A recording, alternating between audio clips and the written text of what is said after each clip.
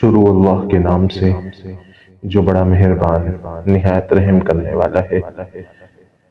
ارادہ کیا ہے آج سے انشاءاللہ مشکوٰۃ المصابیح کی حدیثوں کا ابتدا کروں، جس میں بخاری، مسلم اور دیگر تمام کتابوں کی احادیث آ جاتی ہیں۔ شروع سے انشاءاللہ شروع کرنے کا ارادہ ہے۔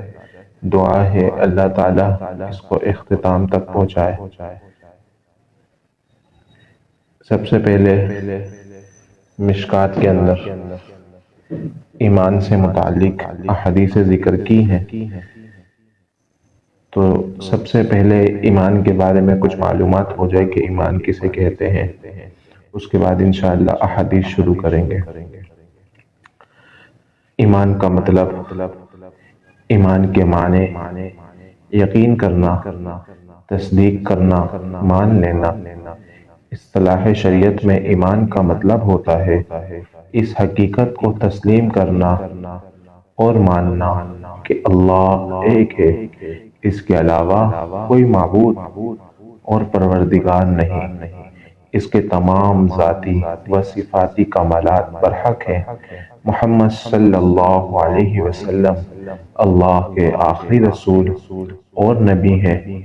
ان کی ذات صادق و مصدوق ہے، اور یہ کہ آپ صلی اللہ علیہ وسلم کتاب و سنت کی صورت میں اللہ کا جو آخری دین و شریعت لے کر اس دنیا میں آئے، اس کی حقانیت و صداقت شک و شبہ سے بالا تر ہے۔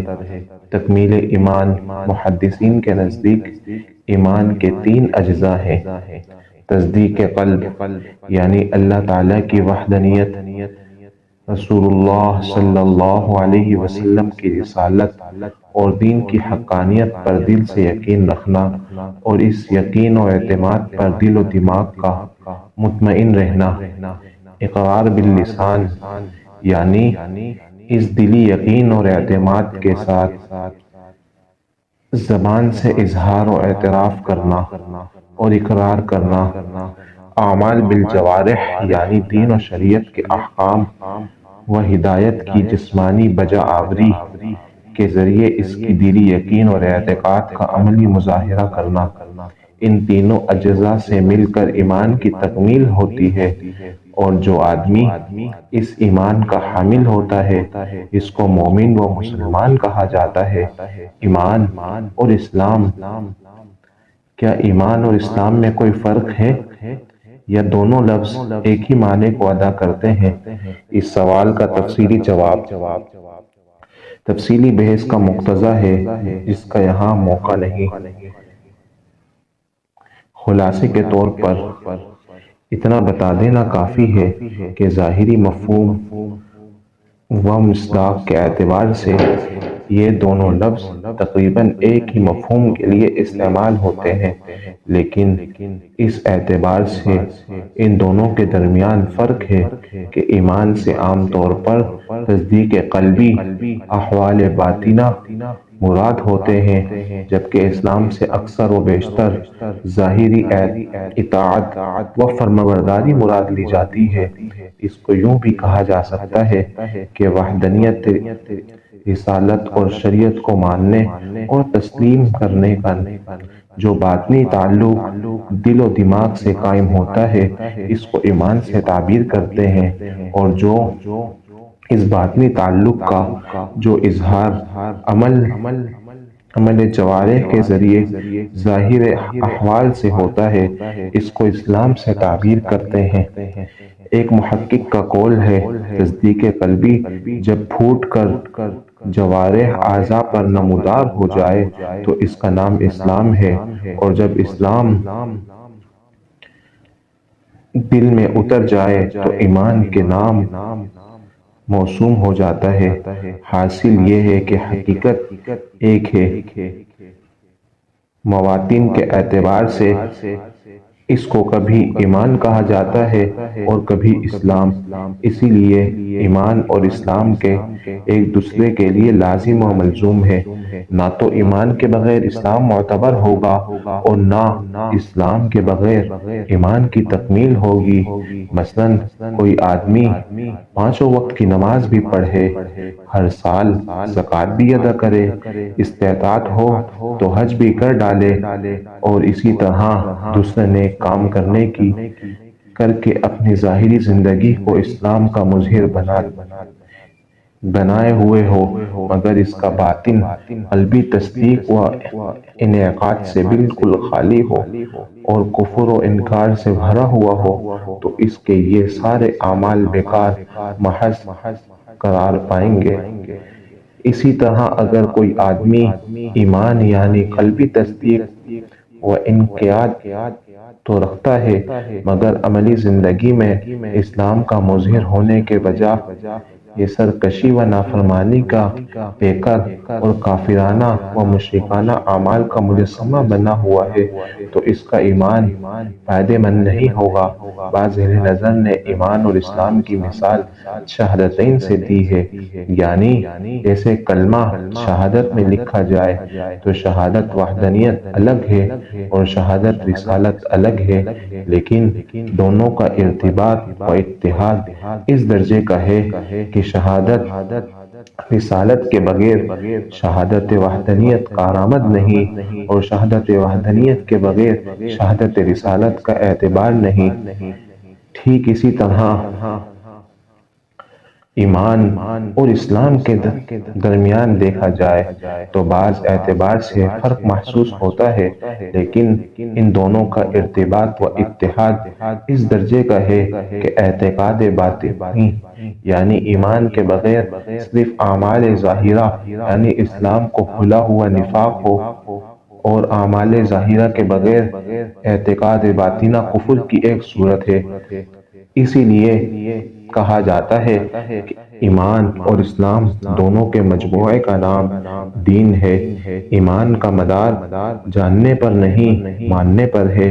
ایمان کے بارے میں اس اہم حقیقت کو ذہن میں رکھنا چاہیے کہ تصدیق یعنی ماننے کا نام ہے ایمان ہے، نہ کہ محض علم یا معرفت یعنی جاننے کا۔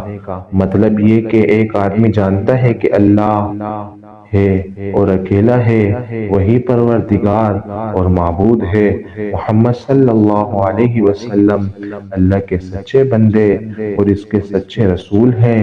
آپ صلی اللہ علیہ وسلم نے جس دین و شریعت اور تعلیمات کو دنیا کے سامنے پیش کیا وہ مبنی پر حقیقت اور صداقت ہے، مگر وہ آدمی دل سے ان بات کو نہیں مانتا، ان پر اعتقاد نہیں رکھتا، اس کا قلب ان باتوں کے اذعان و قبول سے خالی ہے، تو اس آدمی میں ایمان کا وجود نہیں مانا جائے گا، اس کو مومن نہیں کہا جائے گا۔ مومن تو وہی آدمی ہو سکتا ہے جو ان باتوں کو سچ اور حق بھی جانے اور دل سے مانے اور تسلیم بھی کرے۔ جب داعی حق صلی اللہ علیہ وسلم نے اسلام کی دعوت پیش کی تو تمام اہل عرب بالخصوص اہل کتاب یہود و نصارہ الوہیت کے بھی قائل تھے اور یہ بات بھی خوب جانتے تھے کہ محمد صلی اللہ علیہ وسلم اللہ کے سچے اور آخری رسول ہیں۔ جو دین و شریعت پیش کر رہے ہیں وہ حق اور سچ ہے، مگر ان میں سے جو لوگ حسد و عناد رکھنے کے سبب ان حقائق کو مانتے اور تسلیم نہیں کرتے، ان کے دل و دماغ میں ایمان کا نور داخل نہیں ہو سکا اور وہ کافر کے کافر ہی رہے۔ ان حقائق کا جاننا ان کے کس کام نہ آیا۔ بعض صورتوں میں اقرار باللسان کی قید ضروری ہے، جن کا حقائق کو ایمان سے تعبیر کیا جاتا ہے، ان کا زبان سے اقرار کرنا گو وجود ایمان کے لیے ضروری ہے، لیکن بعض حالتوں میں یہ زبانی اقرار باللسان ضروری نہیں رہتا۔ مثلاً اگر کوئی آدمی گونگا ہے اور اس کا قلب میں تصدیق تو موجود ہے لیکن زبان سے کوئی لفظ ادا کرنے پر قادر نہیں، تو اسے آدمی کے بارے میں یہ حکم ہے کہ اس کا ایمان زبان اقرار کے بغیر بھی مانا جائے گا۔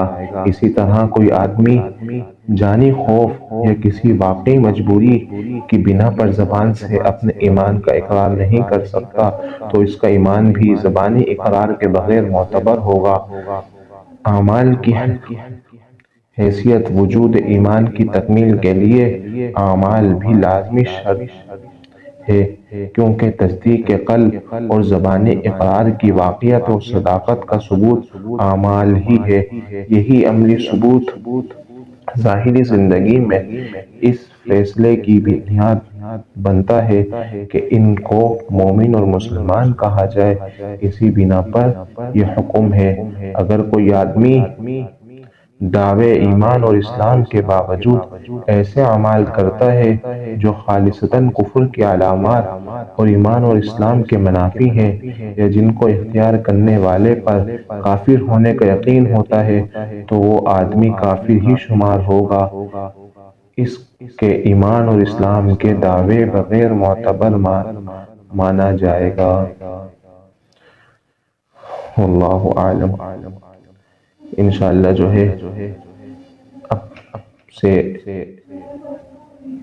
حدیث کے بارے میں بات ہوگی، احادیث کو بیان کیا جائے گا۔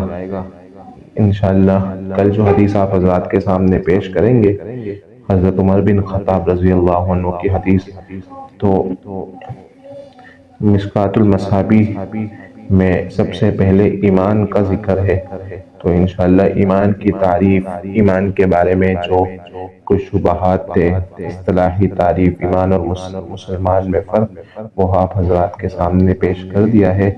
انشاءاللہ کل کی ویڈیو میں آپ جو ہے احادیث نبوی صلی اللہ علیہ وسلم ملاحظہ فرمائیں گے۔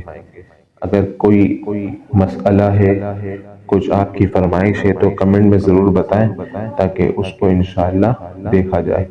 السلام علیکم ورحمۃ اللہ وبرکاتہ۔